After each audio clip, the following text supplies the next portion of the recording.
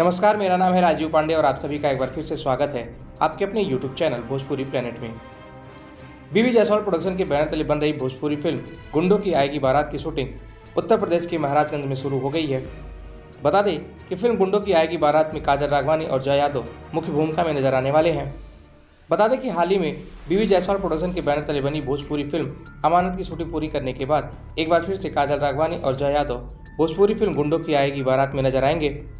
आपको बता दें कि भोजपुरी फिल्म गुंडों की आएगी बारात में एक्शन, ड्रामा और कॉमेडी भरपूर देखने को मिलेगा। आपको बता दें कि फिल्म गुंडों की आएगी बारात में काजल राघवानी और जय यादव के अलावा संजय पांडे, प्रकाश जैस, विक्रांत सिंह जैसे दिग्गज कलाकार मुख्य भूमिका में नजर आने वाले हैं। आपको बताते चले कि भोजपुरी फिल्म गुंडों की आएगी बारात को प्रोड्यूस कर रहे हैं मुकेश जायसवाल और इस फिल्म को डायरेक्ट कर रहे हैं संजय श्रीवास्तव।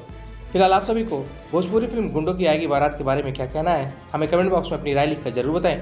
वीडियो अच्छी लगी तो वीडियो को लाइक करें, शेयर करें और भोजपुरी जगत से जुड़ी ऐसी तमाम खबरों के लिए हमारे चैनल को सब्सक्राइब करके बेल नोटिफिकेशन जरूर दबा लें। शुक्रिया।